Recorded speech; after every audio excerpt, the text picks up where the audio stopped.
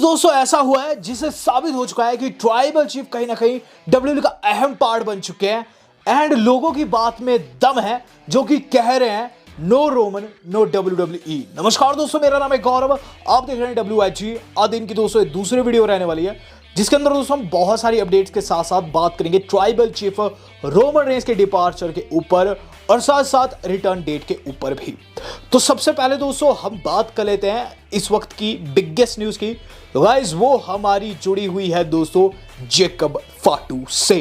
तो जेकब फाटू यानी दोस्तों ट्राइबल चीफ रोमन रेंस के भाई डब्ल्यूडब्ल्यूई के साथ असाइंड हो चुके हैं। लेकिन गाइस अपडेट जो आज निकली है वो काफी ह्यूज है। ये चीज मैं आपको ऑलरेडी बता चुका हूं कि जेकब फाटू ने डब्ल्यूडब्ल्यूई को साइन कर लिया है। लेकिन आज दोस्तों ज़ेरो न्यूज ने ये अपडेट दी है कि Jacob फाटू will be starting soon with WWE and will receive a push. यानी कि दोस्तों जैसे डब्ल्यूडब्ल्यूई के साथ अपना रन बिगिन करेंगे ना, उन्हें एक बेहतरीन पुश देने वाले ट्रिपल एच। अब इससे दोस्तों ये चीज भी साबित होती है कि कहीं ना कहीं वो आगे जाकर ब्लड लाइन का ही पार्ट होंगे। क्योंकि दोस्तों अगर कोई सुपरस्टार किसी दूसरी कंपनी से आ रहा है तो उसे शुरू में खुद को बिल्ड करना होता है। वो हार भी खाता है, वो जीतता भी है, लेकिन सीधे सीधे पुश मिलना यानी कि दोस्तों एक मेन रोस्टर पुश उन्हें मिल सकता है। NXT में बेहद कम समय बिताने के बाद दोस्तों सोलो भी मेन रोस्टर में आ गए थे और कुछ वैसे ही जेकब फाटू के केस में भी हो सकता है। तो जल्द दोस्तों ब्लड लाइन और भी ज्यादा बड़ी और भी ज्यादा स्ट्रांग होगी। बात करेंगे दोस्तों आज की अपनी दूसरी अपडेट की। दूसरी अपडेट जो आज की हमारी जुड़ी हुई है वो जुड़ी हुई है दोस्तों हमारे अपने WWE के पंक यानी कि CM पंक से। तो सुबह से लेकर अभी तक दोस्तों CM पंक बहुत अच्छे से ट्रेंड कर रहे हैं ट्विटर पर। रीजन आप जानते हैं, अगर आपने सुबह वाली वीडियो नहीं देखी है तो आप जाकर देख भी सकते हैं। AEW वालों ने दोस्तों CM पंक को बदनाम करने की कोशिश की लेकिन वो उल्टा ही पड़ गई। इवन डेव मेल्जर ने ये चीज कही है कि AEW का जो ये पूरा का पूरा सीन था ये काफी घटिया था। यहां दोस्तों CM पंक ने एक यूनिक सा रिकॉर्ड बना दिया जो कि अब नामुमकिन होगा तोड़ना।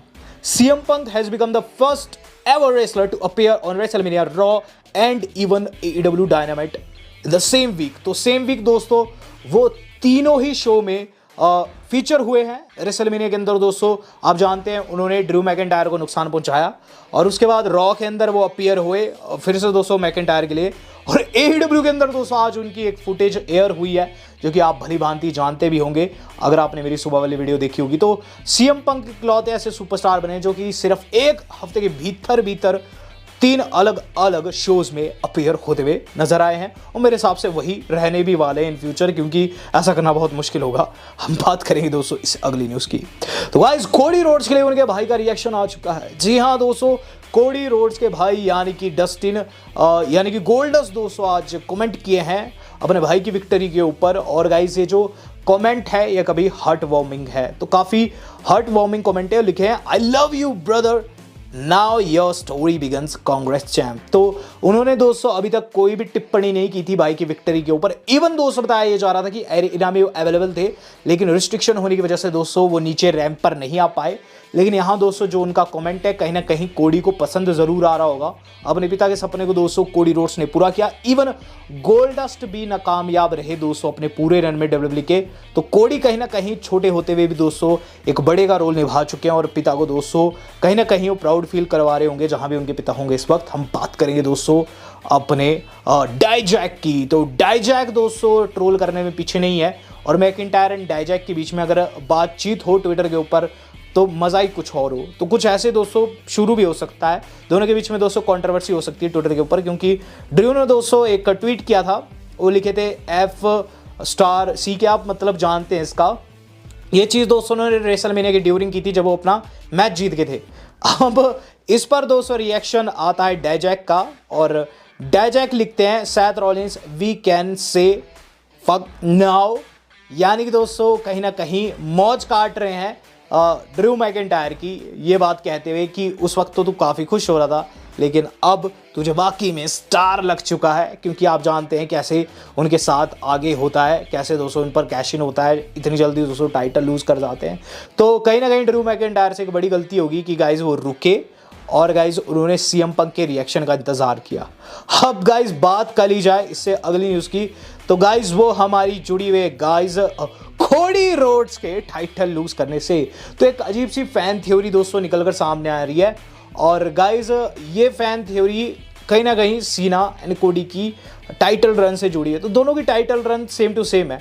कोडी भी दोस्तों रेसलमेनिया में जीते थे इस साल, और उससे पहले दोस्तों एक साल पहले हारे थे। सेम चीज़ रॉक के साथ हुई थी, रॉक एंड सीना के साथ, जहाँ रॉक ने सीना को हरा दिया था और उसके बाद सीना भी वेरी नेक्स्ट ईयर रेसलमेनिया 29 में भी चैंपियनशिप जीत जाते हैं। और गाइज उसके बाद होता गया है कि समर स्लैम में सीना टाइटल ड्रॉप कर देते हैं। तो एक नई फैन थ्योरी निकली है दोस्तों, और इसके अनुसार बताया जा रहा है कि सिंस सीना भी समर स्लैम में हारे थे, तो क्या कोडी भी यहाँ हारने वाले हैं? क्या कोडी भी हार सकते हैं? तो डेफिनेटली हार सकते हैं, क्योंकि गाइस इस बारी को जो समर स्लैम बताया जा रहा है ना, वो रॉक और कोडी के बीच में हो सकता है या फिर रोमन और कोडी के बीच में हो सकता है। तो दोनों ही केसेस में कहीं ना कहीं कोडी रोड्स एक डेंजर में रहेंगे। और अगर ये सेम स्टोरी लाइन है ना, अगर ये सेम टू सेम है, जो कि दोस्तों लग भी रहा है, तो कोडी रोड्स समर स्लैम में टाइटल ड्रॉप करते हुए नजर आ सकते हैं। हम बात करेंगे दोस्तों अब ट्राइबल चीफ रोमन रेंस की। तो एक डिस्कशन कर लेते हैं दोस्तों, सीधी बात कर लेते हैं ट्राइबल चीफ के ऊपर कि वाकई में ये ट्रू है या फिर जस्ट लोग कह रहे हैं no Romans equal to no WWE। तो कोडी से आने के बाद से लेकर दोस्तों ट्राइबल चीफ के फैंस काफी नाखुश है। ऐसे में लोगों की बहुत अलग अलग प्रतिक्रिया आ रही है। ट्राइबल चीफ के जो हार्डकोर फैंस है वो तो ये चीज भी कह रहे हैं कि अब वो WWE देखना बंद कर देंगे। रीजन बस इतना सा है कि गाइस ट्राइबल चीफ का जो टाइटल रेन था ये काफी लेंथी था। ऐसे में लोग एक्सपेक्ट कर रहे थे कि कोई बड़ा सुपरस्टार बाहर से आकर ट्राइबल चीफ को हराएगा बजाय कोडी के, क्योंकि वो कोडी को लास्ट ईयर हरा भी चुके थे। लेकिन इस साल दोस्तों इतनी ज्यादा इंटरफेरेंस हुई कि ट्राइबल चीफ जो थे वैसे भी कुछ ना कर पाते। इवन दो ट्राइबल चीफ के दोस्तों कुछ वैसी स्ट्रैटेजी रहती थी, उनके मैचेस में भी इंटरफेरेंस काफी ज्यादा होती थी। तो ये तर्क संगत तो है, लेकिन फैंस को इस चीज से काफी बड़ा धक्का लगा है कि ट्राइबल चीफ लूज कर गए। यहां दोस्तों बात करेंगे क्या वाकई में रोमन रेंस का ना होना WWE को नुकसान पहुंचाएगा या फिर नहीं। तो सबसे पहला जो कि काफी बड़ा रीजन हो भी सकता है वो है गाइस मर्च सेल। आपके स्क्रीन पर दोस्तों एक स्क्रीनशॉट में रख रहा हूं और इसे ध्यान से देखिएगा। ये दोस्तों हाल फिलहाल में बताया जा रहा है कि कौन कौन से प्रोडक्ट्स WWE के टॉप सेलिंग थे 10 अप्रैल तक। तो इसमें दोस्तों नंबर 1 पर है Roman Reigns family above all hoodie. तो गाइस जो उनकी हुडी है वो नंबर 1 पर है। नंबर 2 पर जे का ये टी शर्ट है। नंबर 3 पर फाइनल बॉट टी शर्ट है रॉक की। फिर कोडी का स्टोरी कंटिन्यू टी शर्ट है। नंबर 5 पर फिर से ट्राइबल चीफ है और अपनी टी शर्ट के साथ family above all T shirt के साथ। जब किसी बंदे का हुड और उसकी टी शर्ट दोस्तों टॉप मर्च सेल में आ रहे हैं, नंबर 1 to 5 के बीच में आ रहे हैं, तो कहीं ना कहीं दोस्तों बेहतरीन एसेट है कंपनी के लिए। तो यहां दोस्तों कहीं ना कहीं कंपनी को एक बड़ा नुकसान तो डेफिनेटली होगा। और जो लोग कह रहे हैं no Roman Reigns equal to no WWE, वो भी कहीं ना कहीं इस समय पर सत्य साबित होगा। अभी तो दोस्तों ऐसा लग रहा है कि कोडी जीते हैं, तो कोडी रोड्स कहीं ना कहीं फेस ऑफ कंपनी है, जो कि सत्य भी है, क्योंकि जिसके पास सबसे बड़ी चैंपियनशिप होती है वही फेस ऑफ WWE कहलाता भी है। लेकिन ट्राइबल चीफ की फैन फॉलोइंग काफी ह्यूज है और इस समय दोस्तों इवन कोडी रोड्स के फैंस भी चाहते हैं रोमन वर्सेस कोडी रीमैच हो। तो अगर कोई मुझसे पूछे no Roman equal to no WWE, तो मैं तो ये चीज कहूंगा कि वो चीज तो डिफरेंट है, क्योंकि WWE दोस्तों एक ओवरऑल कंपनी है और कोई भी कंपनी से बड़ा नहीं होता। लेकिन एक तरीके से ट्राइबल चीफ के फैंस के लिए WWE equal to tribal chief. अगर आप इस बात से एग्री करते हैं तो कमेंट बॉक्स में मुझे बताइएगा, अगर डिसएग्री करते हैं तो वो भी आप अपनी चीज रख सकते हैं। लेकिन यहां दोस्तों जैसे स्टैट्स है, कहीं ना कहीं कंपनी जल्द रोमन रेंस को वापस लाने की कोशिश जरूर करेगी। और लास्ट टाइम जो मैंने चेक किया था तो 2 अगस्त की डेट दोस्तों निकल कर बताई जा रही है, जहां स्मैकडाउन होने वाली है वहां ट्राइबल चीफ कंफर्म्ड है। लेकिन मेरे हिसाब से उससे पहले ही ट्राइबल चीफ का रिटर्न हो जाएगा। तो वीडियो पसंद आई हो, इन्फॉर्मेटिव लगी हो, वीडियो को दोस्तों लाइक एंड शेयर करना मत भूलिएगा। वेल दोस्तों आज तक इतना ही, धन्यवाद, शुभ है।